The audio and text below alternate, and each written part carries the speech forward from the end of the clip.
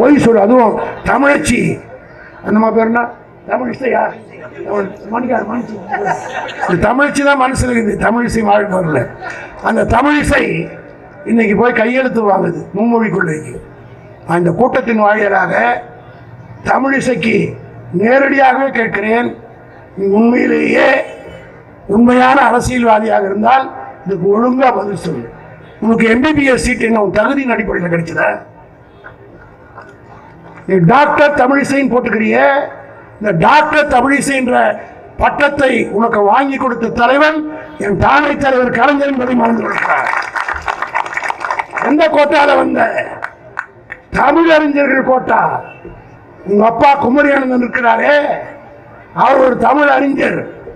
அவர் பெற்ற மகள் என்கிற காரணத்தினால் அந்த கோட்டாவிலே MBBS சீட் வாங்கி படித்துவிட்டு எந்த தமிழுக்கு தமிழை படித்து தமிழறிஞர் மகன் கோட்டாவிலே மெடிக்கல் சீட்டை வாங்கி டாக்டர் பட்டம் வாங்கி கொண்டு இன்றைக்கு இருமொழி கொள்கைக்கு எதிர்ப்பாக கையெழுத்து வாங்குகிறார். இந்த நாடு கால் துப்பாது. அதாவது காப்பி வாங்கி கொடுக்கிற பொம்பளைகள் இருக்கிறாங்க, கலைஞருக்கு இடம் வாங்கி கொடுக்கறதுக்கு ஸ்டாம்ப் போட்டுறதுக்கு அந்த மாதிரி பெண்கள் இருக்கிறாங்க. இந்த மாதிரி பெண்கள் அண்ணா அறிவாலயத்தில் இருக்கிற செங்கலை எல்லாம் புடுங்கிடுவாங்க. நான் அடுத்த நாளே சொன்னேன், ஒரு புல்ல கூட உங்களால கொடுக்க முடியாது. காரணம் அங்க இருக்கிற ஒவ்வொரு செங்கலும் திராவிட முன்னேற்ற கழகத்தில் தொண்டனுடைய ரத்தத்தில் தோய்ப்பெடுக்கப்பட்ட செங்கல். அப்படிப்பட்ட இந்த இயக்கத்திற்கு இன்னைக்கு சவால் விடலாம். அப்பா என்று அழைக்கிறார்கள். அப்பா என்று அழைப்பதை பார்த்து அப்பம் பேர் தெரியாதவனா கவலைப்படுறான். அது இருக்கிற அதுக்கு மேல நான் போக விரும்பல. ராஜா வச்சு பேசுவேன். நான் பேசணும்னா பழைய மாதிரி பேச ஆரம்பிச்சுன்னா தாங்க மாட்டேங்க. திராவிட முன்னேற்ற கழகத்தை பற்றியோ எங்களை பற்றியோ பேசுவதற்கு எவ்வளவுக்கும் யோகியதை கிடையாது. ஒருவன் கூட இங்கே வந்து பேசி விட்டு போனான். கலைஞரோடு கண்டேன். உங்களுக்கு எல்லாம் தெரியும், 1976 ஆட்சி கலைக்கப்பட்ட போது கலைஞரோடு இருந்த மந்திரிகள் எல்லாம் கூட பாதி பேர் போயிட்டான். போனவன் அவனும் சொல்வதில்லை, தப்பு இல்லை, அதை பற்றி நான் கவலைப்படுவதும் இல்லை. அதே போல MP-யாக இருந்தவர் போய்விட்டார்கள். பதவியிலே இருந்தவன் பல பேர் ஓடிவிட்டான். ஏன்? அவருக்கு கார் ஓட்டியாக இருந்தவன் கூட கார் சுவாவியை வைத்து விட்டு சொல்லாமல் கொள்ளாமல் ஓடிவிட்டார்கள். டிரைவர் கூட இல்லாத ஒரு நிலையிலே தலைவர் அன்றைக்கு நிறுத்தப்பட்ட போது திராவிட முன்னேற்ற கழகத்துடைய தொண்டர்கள் அவருக்கு உறுதுணையாக நின்றார்கள்.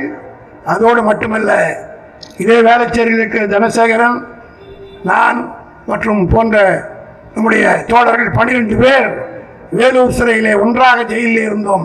எமர்ஜென்சி நேரத்தில் எமர்ஜென்சி முடிந்து வெளியே வந்தவுடன் அதுவரையிலே TR பாலு தலைவரோடு போய் கொண்டிருந்தவர். அவரையும் கைது செய்ய தயாராகிவிட்ட நிலையில் கலைஞர் அவர்கள் சிறையிலே இருந்து வெளியே வந்த என்னை அழைத்து, நாளை முதல் பாலு போயிடுவாங்க, அடுத்து நீதான் வரணும் என்று சொன்னார்.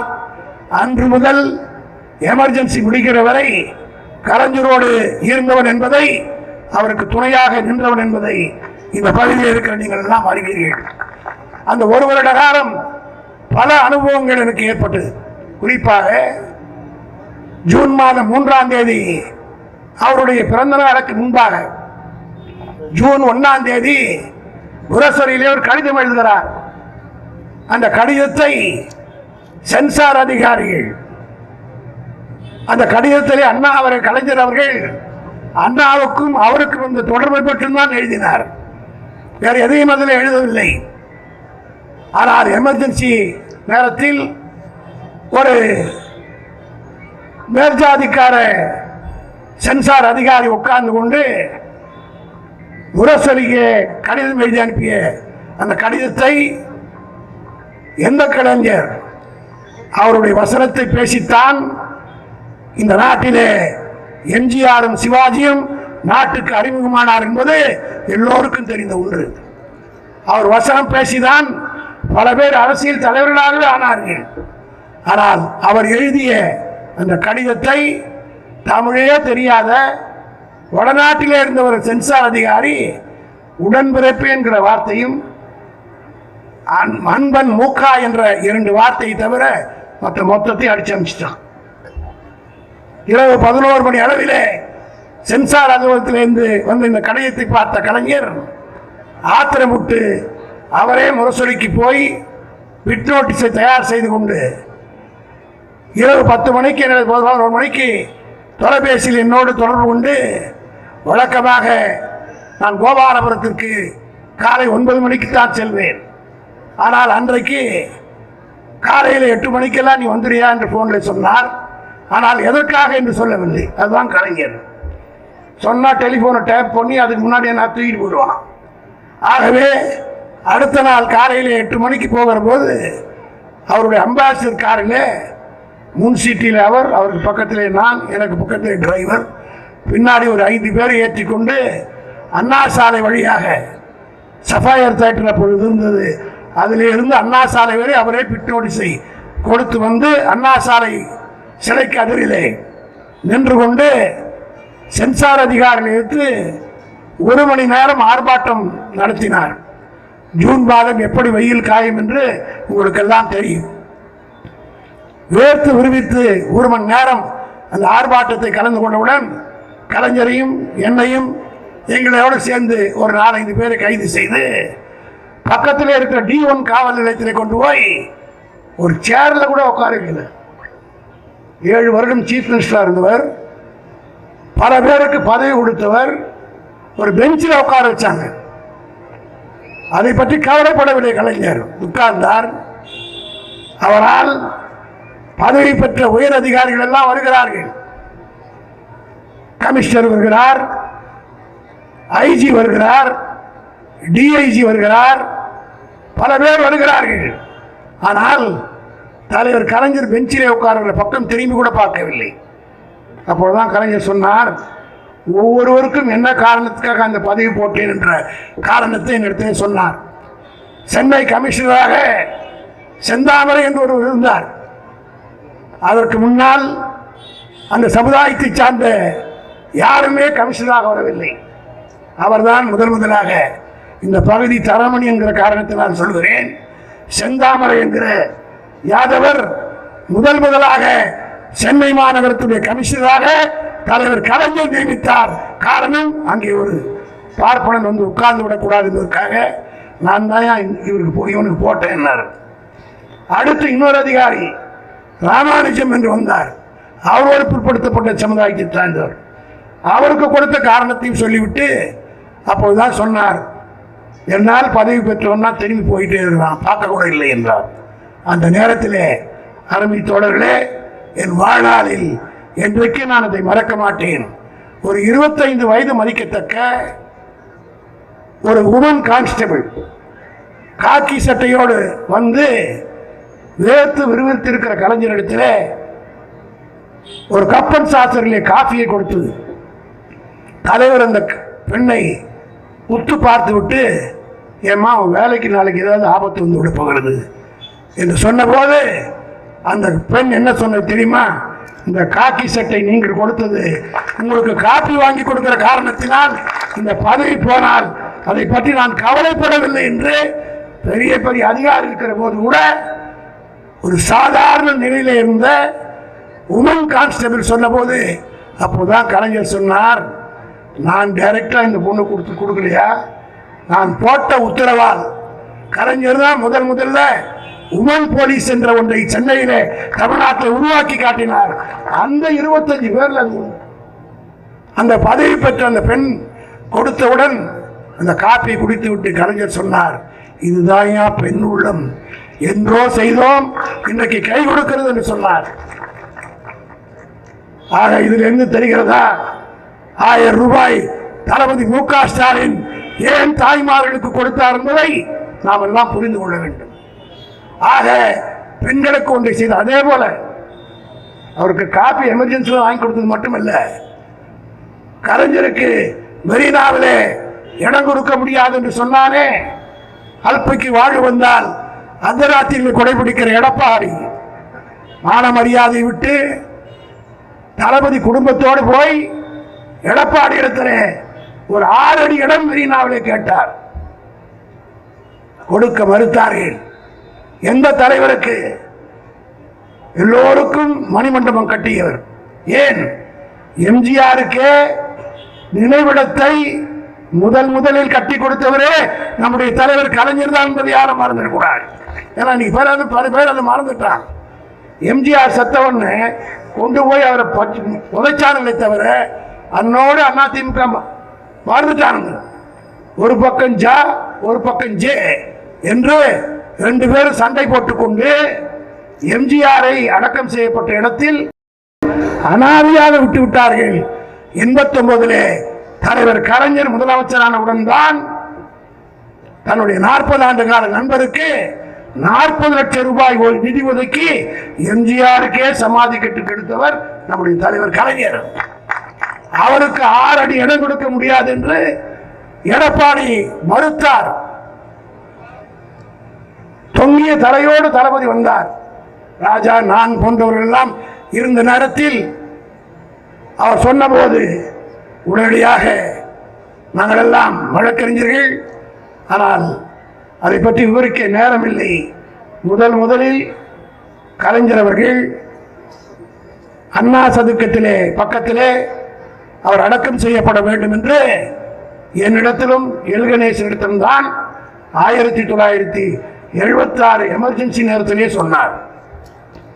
ஒவ்வொரு நாளும் அண்ணா சதுக்கத்தை தாண்டி முரசொலி மாறனையும் தளபதி மு.க. ஸ்டாலினையும் சிறைச்சாலைக்கு சென்று பார்க்கிற போது அண்ணா சிலை தாண்டுகிற போது ஒவ்வொரு நாளும் கலைஞரை அண்ணாவுடைய சதுக்கத்தை கும்பிட்டு கொண்டே போவார். திடீரென்று ஒரு நாளைகளை திரும்பி பார்த்து ஏன் அண்ணாவை இங்கே அடக்கம் செய்தவன் என்று உனக்கு தெரியுமா என்று எல்ஜியை கேட்டார். எல்ஜி தெரியாது என்றார். என்னை கேட்டார். எல்ஜிக்கே தெரியாத போது எனக்கு எப்படி தெரியும்? ஆகவே தெரியாது என்று சொன்னேன். அப்பொழுதுதான் கலைஞர் சொன்னார், இன்றைக்கு இருப்பதை போல அந்த காலத்தில் திமுக தலைவர்களுக்கு யாருக்குமே சொந்த வீடு கிடையாது. அண்ணா உள்ளிட்ட தலைவர்களுக்கு சென்னையிலே அப்பொழுது சொந்த வீடு கிடையாது. ஆனால் சென்னையிலே முதலில் இன்றைக்கு இருக்கிற கோபாலபுரம் வீட்டில் காரோடு வாழ்ந்த ஒரே தலைவர் கலைஞர் தான். அண்ணாவே KR ராமசாமி காரன் தான் வருவார். பேராசிரியருடைய மாமனார் வீட்டிலே தான் வெள்ளாள தெருவில் தங்குவார். அப்படிப்பட்ட நேரத்தில் பெரிய இடங்கள் இல்லை, கட்சிக்கு சொந்த இடம் கிடையாது, சின்ன அறிவகம் தான். ஆகவே அண்ணா என்ன செய்வாராம், இரவு 10 மணிக்கு மேல் மூத்த தலைவர்களை எல்லாம் கடற்கரைக்கு வர சொல்வாராம். அண்ணா அவர்கள் நாவலரை, கலைஞரை, பேராசிரியரை, எண்ணியனை, மதியழகனை, இப்படி ஏபி ஆசத்தம்பி போன்ற சத்தியவாணி முத்துவை தவிர, காரணம் அந்த அம்மா பெண்ணாக இருந்த காரணத்தினால் 10 மணிக்கு மேல் கடற்கரைக்கு வந்துவிட்டு அவங்க வீட்டுக்கு போக முடியாத அன்னைக்கு சென்னை எப்படி இருந்தது என்றால் பல பேருக்கு இப்போ தெரியாது. 9 மணிக்கு மேலே பஸ்ஸே இருக்காது, ஆட்டோலாம் அப்போ கிடையவே கிடையாது, டாக்ஸியும் கிடையாது, ஆட்டோவும் கிடையாது, கை ரிக்ஷா தான் அன்னைக்கு சென்னையில். அப்படிப்பட்ட சென்னையில் முக்கியமான முடிவுகள் எல்லாம் எடுப்பதற்கு கடற்கரையில் கூடுவார்களாம். திராவிட நாடு கொள்கையை கைவிடுவதற்காக முக்கியமான முடிவெடுப்பதற்கு இரவு 10 மணிக்கு கூடிய கூட்டம் அடுத்த நாள் காலை 7 மணி வரை கடற்கரையில் நடைபெற்றதாம். அதற்கு பிறகுதான் அந்த முடிவு எடுத்தார்களாம். அப்படி சொல்லிவிட்டு சொன்னார், பல முக்கிய முடிவுகளை அண்ணா எந்த இடத்திலே இருந்து எடுத்தாரோ அந்த இடத்திலே தான் அவர் அடக்கம் செய்ய வேண்டும் என்று நானும் நாவலும் முடிவு செய்து அண்ணாவை இந்த இடத்திலே அடக்கம் செய்தோம் என்ற ஒரு வரலாறை கலைஞரின் இடத்தில் சொல்லிவிட்டு அதோடு நின்றிருந்தார். பரவாயில்லை. அடுத்து சொன்னார், நான் செத்தாலும் நீங்கள் அங்கதான் அடக்கம் பண்ணோன்னு சொன்னார். நான் பதறி போய் தலைவரிடத்தில் கேட்டேன், ஏனென்றா இப்படி எல்லாம் பேசுகிறீர்கள், உங்களுக்கு என்ன வயதாகி விட்டதா? இதை அவர் சொல்லுகிற போது அவருக்கு வயது 52. அப்போதுதான் சொன்னார், நெருப்புன்னா நாக்கு சுற்றுமாயா, சொல்லி வைக்கிறேன், என்றைக்காவது ஒரு நாள் அப்படி ஒரு நிலை வருகிற போது நீங்கள் செய்ய வேண்டும் என்பதற்காக எப்பொழுது 76 சொன்னார். அவர் எந்த நேரத்தில் சொன்னாரோ, அவர் மறைந்தவுடன் தளபதி மு.க. ஸ்டாலின் அவர்கள் அந்த வழக்கை நீதிமன்றத்திலே நானே தொடர வேண்டும் என்று சொன்னார். அந்த வழக்கை தொடர்ந்து தளபதி அவருடைய ஆணை ஏற்று தலைவர் கலைஞருக்கு 6 அடி இடத்தை சென்னையிலே நீதிமன்றத்தின் வாயிலாக பெற்றுக் கொடுத்தோம். நல்ல வேளையாக அந்த நீதிபதி இதுவா இருந்திருந்தா சத்தியமா கிடைச்சிருக்காரு. நல்ல வேளையாக அவர் நம்மவர். அதற்கு மேல் நான் உள்ளே போக விரும்பவில்லை. அப்போது அந்த நீதிபதி இரவு 11 மணிக்கு சொன்னார், எப்படியாவது போய் இந்த ரிட் பெட்டிஷனை நீங்கள் ஹைகோர்ட்டில் நம்பர் பண்ணி கொண்டு வந்து கவர்மெண்ட்டுக்கு ஒரு நோட்டீஸ் கொடுத்து விட்டால் வழக்கை நான் இரவே விசாரிக்கிறேன் என்று நல்ல உள்ளத்தோடு சொன்னார். பதறி போய் ஓடோடி போய் தேடிய நேரத்தில் அந்த நம்பரிங் கிளார்க் மண்ணடியில் இருக்கிற ஒரு பெண் என்று தெரிந்த பிறகு சேகர் பாபு உதவியோடு அவருடைய அலுவலகத்தில் இருந்து வீட்டை தேடி கண்டுபிடித்து அந்த அம்மையாரை அழைத்த நேரத்தில் இன்றைக்கு நினைக்கிற போது கூட உடம்பெல்லாம் புல்லரிக்கிறது. நைட்டி ட்ரெஸ்ல இருந்த அம்மா ஸ்கூட்டை எடுத்துக்கொண்டு கடவுளிடத்திலும் சொல்லவில்லை. அன்றைக்கு கலைஞர் மறைந்த நேரத்தில் சென்னை நகரம் எப்படி இருந்தது உங்களுக்கு தெரியும். மயான அவதி, நடமாட்டமே இல்லை. 11 மணிக்கு ஸ்கூட்டி எடுத்துக்கொண்டு ஹைகோர்ட்டில் வந்து நம்பர் பண்ணி கொடுத்து அந்த அம்மையாரை நாங்கள் நன்றி என்று சொன்ன போது அந்த அம்மா என்ன சொல்லிச்சு தெரியுமா? நன்றின்னு சொன்னி அசிங்கப்படுத்தாதீர்கள், இந்த சீட்டில் நான் உட்கார்ந்து இருக்கிறேன் என்று சொன்னார். கலைஞர் போட்ட பிச்சை என்று சொன்னார். அதை காப்பி வாங்கி கொடுத்ததும் ஒரு பெண், இடம் வாங்கி கொடுவதற்கு நம்பர் பண்ணி கொடுத்ததும் ஒரு பெண். ஆக ஒரு காரியத்தை பெண்களுக்கு செய்தால் வாழ்நாள் பூராவும் மறக்க மாட்டார்கள் என்பதற்குரிய அடையாளம் தான் இந்த நாடாளுமன்ற தேர்தலுடைய முடிவு. எங்கு பார்த்தாலும் மக்கள் கூடுகிறார்கள். தளபதியை வரவேற்க அப்பா என்று அழைக்கிறார்கள். அப்பா என்று அழைப்பதை பார்த்து அப்பம் பேர் தெரியாதவனா கவலைப்படுறான். அது இருக்கிற அதுக்கு மேல் நான் போக விரும்பல. ராஜா வச்சியும் பேசல. நான் பேசணும்னா பழைய மாதிரி பேச ஆரம்பிச்சுன்னா தாங்க மாட்டேங்க. திராவிட முன்னேற்ற கழகத்தை பற்றியோ எங்களை பற்றியோ பேசுவதற்கு எவனுக்கும் யோகியதை கிடையாது. ஒருவன் கூட இங்கே வந்து பேசி விட்டு போனான். அண்ணா அறிவாலயத்தில் இருக்கிற செங்கலை எல்லாம் புடுங்கிடுவான். நான் அடுத்த நாளே சொன்னேன், ஒரு புல்ல கூட உங்களால் கொடுக்க முடியாது. காரணம், அங்கே இருக்கிற ஒவ்வொரு செங்கலும் திராவிட முன்னேற்ற கழகத்தில் தொண்டனுடைய ரத்தத்திலே தோய்ப்பெடுக்கப்பட்ட செங்கல். அப்படிப்பட்ட இந்த இயக்கத்திற்கு இன்றைக்கு சவால் விடலாம், பேசலாம் என்று கருதுவார்களே. ஆனால் நேரமில்லாத காரணத்தினால் நான் சுருக்கமாக தெரிவித்துக் கொள்கிறேன். மக்கள் நன்றாக இருக்கிறார்கள், சிறப்பாக இருக்கிறார்கள். குறிப்பாக வர இருக்கிற நாடாளுமன்ற கூட்டத்திலே நம்முடைய ராஜா அவர்களும் தமிழச்சி தங்கபாண்டியன் போன்றவர்கள் எல்லாம் இந்த டீலிமிட்டேஷனை பற்றி சிறப்பாக உரையாற்றிருக்கிறார்கள். நம்முடைய தலைவர் தளபதி அவர்கள் இன்றைக்கு தொகுதி வரையறுங்கிற பெயரில் என்னென்ன ஆபத்தெல்லாம் வர இருக்கிறது என்பதை தெளிவாக சொல்லி ஒரு அனைத்து கட்சி கூட்டத்தை கூட்டினார். 5ஆம் தேதி கூட்டத்தை கூட்டினார். ஏறத்தாழ 63 கட்சிகளிலே 58 கட்சிகள் கலந்து கொண்டது. காலை 10 மணிக்கு துவங்கிய கூட்டம் பகல் 2:30 மணி வரை முதலமைச்சர் நாற்காலியில் வந்து உட்கார்ந்தவர். மற்ற தலைவர்கள் எல்லாம் இடையிடையே நான் உள்ளிட்டு ரெஸ்ட் ரூமுக்கு போயிட்டு வந்தோம். ஆனால் தளபதி ஒருவர் தான் ஒரு நிமிடம் கூட வெளியேறாமல் 10 மணியிலே இருந்து 2:30 மணி வரையிலே உட்கார்ந்திருந்தார். முதலிலே நான் பேசினேன், என்னை அடுத்து ஜெயக்குமார் பேசினார். பேசுகிற போது அவர் ஒரு திருத்தத்தை சொன்னார். ஏனென்று சொன்னால், உள்ள ஒன்று பேசுறது வெளியில் ஒரு பேசுறது என்பது பித்தலாட்டம் என்பது அதுக்கு அர்த்தம். ஜெயக்குமார் பேசுகிற போது உள்ளே ஒரு திருத்தத்தை சொன்னவுடன் தலைவர் உடனே சீஃப் செக்ரட்டரி கூப்பிட்டு அந்த அமெண்ட்மெண்ட்டோட கொண்டாங்கன்னு சொல்லி படித்து காட்டி அத்தனை 58 கட்சியும் அன்புமணி ராமதாஸ் உள்ளிட்டு நம்மை விமர்சிக்கிற அத்தனை பேரும் தளபதிக்கு பின்னால் கை கொடுத்து நிற்போம் என்று அனைவரும் உறுதியாக நின்றார்கள். ஆனால் ஜெயக்குமார் வெளில வந்து சொல்றாரு, நாடகம் ஆடினான். நான் அந்த ஜெயக்குமாரை கேட்கிறேன், நாங்கள் நடத்தியது நாடகம் என்று சொன்னால் 4 மணி நேரம் உட்காந்து 2 முறை கொடுத்த ஸ்நாக்கையும் சாப்பிட்டுட்டு வெளியிலே வந்து நாடகம் ஆடினார் என்று சொன்னார். அந்த நாடகத்தில் பங்கேற்று நீ வில்ல வேட்டம் போட்டியா, காமெடி வேஷம் போட்டியா என்பதை நாட்டு மக்களுக்கு சொல்ல வேண்டும். ஆக நம்மை பார்த்து தாங்கிக் கொள்ள முடியாத சக்திகள் நமக்கு இடையூறு செய்ய வேண்டும் என்ற அடிப்படையில் எதையோ செய்கிறார்கள். இன்றைக்கு கூட அமித்ஷா அவுத்து விட்டு போயிருக்கார் ஒரு பொய்ய. அதுக்கு ராஜா அவருக்கே உரிய பாணியிலே சொல்வார், தமிழ்நாட்டிலே மெடிக்கல் படிப்புகளுக்கு தமிழிலே எந்த முயற்சியை நம்ம எடுக்கலையா? நான் மாசிடத்தில் கேட்டேன்.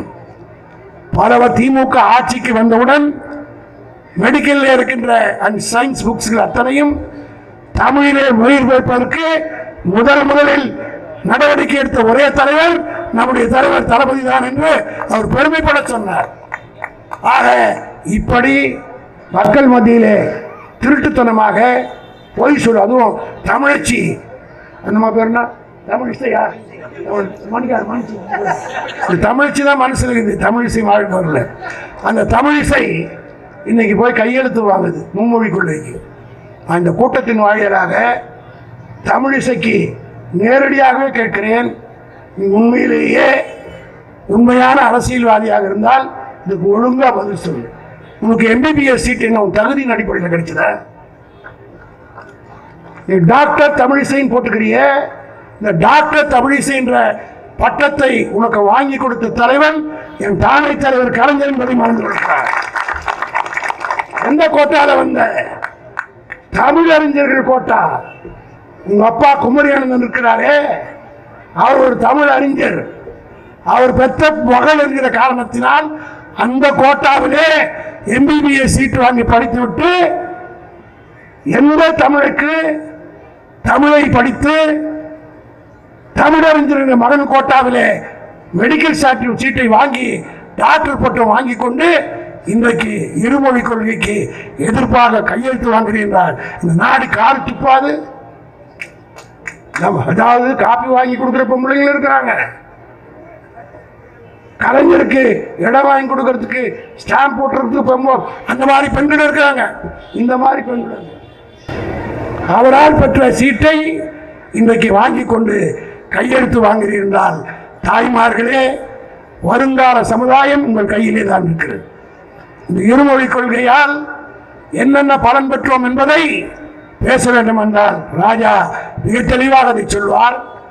உலகத்திலேயே அதிக சம்பளம் வாங்குற சுந்தர் பிச்சை இந்த தமிழ்நாட்டிலே இருந்து போனவன் தான். அமெரிக்காவில் இருக்கிற பெரும்பாலானவர்கள் தமிழ்நாட்டிலே இருமொழி கொள்கை உள்ள தமிழ்நாட்டிலே படித்து புட்டு போனவன் தான் அமெரிக்காவிலே சம்பளம் அதிகமாக வாங்குறான், கனடாவிலே வாங்குகிறான். நான் அமித்ஷாவுக்கு சொல்கிறேன், இப்ப ட்ரம்ப் போட்டிருக்கிறார உத்தரவு, இங்கிலீஷ் படிச்சவனாக்கு மட்டும்தான் இங்க இருக்கணும்னு. உங்க கதெல்லாம் இப்ப தெரிய போகுது. ஹிந்தி படிச்சவன் பூரா வெளியே அனுப்ப போறான். தமிழ்நாட்டிலே படித்து விட்டு போன அமெரிக்காவில் இருக்கிற அத்தனை பேரும் நிமிர்ந்து வாழ போகிறார்கள். காரணம் ஆங்கிலத்தை படித்து விட்டு போனதால். நம்மள மாதிரி இங்கிலீஷ் பேசுற நாட்டிலே இல்லை. நாங்களாம் பார்லிமெண்ட்ல இருக்கிறோம். அங்க எம்ஏ படிச்சிருப்பான், பிஹெச்டி கூட படிச்சிருப்பான். நம்ம தமிழ்ச்சி பேசுற இங்கிலீஷ்ல ஒரு வார்த்தை கூட அவனால பேச முடியாது. ராஜா பேசுற இங்கிலீஷ்ல அவனால் பேச முடியாது. நிர்மலா சீதாராமன் இன்றைக்கு நிதி அமைச்சராக இருக்குதுன்னு சொன்னா அது என்ன பெரிய எக்கானமிஸ்ட் கொடுத்தாங்க? பொருளாதார மேதை என்பதற்காக கொடுத்தாங்களா? இல்ல. கமாண்ட் ஓவர் இங்கிலீஷ் லாங்குவேஜ், ஆங்கிலத்தில் சரளமாக பேசுகிற பிஜேபி இருக்கிற தகுதி படைத்த ஒரே ஆள் நம்ம ஊர் நிர்மலா சீதாராமன் தான். அது கூட இருமொழி கொள்கை இருந்த இந்த மாநிலத்தில் படிச்சு போனதுனால தான். ஒரு ப. சிதம்பரத்திற்கும் ஒரு அபிஷேக் சிந்திக்கும் எதிர்கட்சிக்கு ஆங்கில புலமையோடு பேசுகிறவர்களுக்கு பதில் சொல்றதுல பிஜேபி இருக்கிற எவனுக்கும் அந்த யான இங்கிலீஷ் இல்லை. அதற்காக வச்சுட்டு இன்னைக்கு நிர்மலா சீதாராமனை குப்பை கொட்டி கொண்டிருக்கிறார்கள். அது இன்னும் ரொம்ப குதிக்குது. அதையெல்லாம் பாராளுமன்றத்தில் பார்த்துக் கொள்வார்கள். ஆகவே நாடு நன்றாக இருக்கிறது. கலைஞர் தளபதியினுடைய ஆட்சியும் அவருடைய சொல்லுகிற கொள்கையும் ஏற்று வருகிற 12ஆம் தேதி மாவட்ட தலைநகரிலே தளபதி அவர்கள் இந்த டீலிமிட்டேஷனை விளக்கி சர்வ கட்சியினர் எடுத்த முடிவை எடுத்து விளக்குகிற கூட்டம் 12ஆம் தேதி நாடு முழுவதும் நடைபெற இருக்கிறது. அந்த கூட்டங்களையும் நம்முடைய மாசு அவர்கள் சரியான இடத்தில் நடத்தி மக்கள் மத்தியில் எழுச்சி ஏற்படுத்த வேண்டும் என்று கேட்டு தளபதி வாழ்க என்று கூறி விடைபெறுகிறேன்.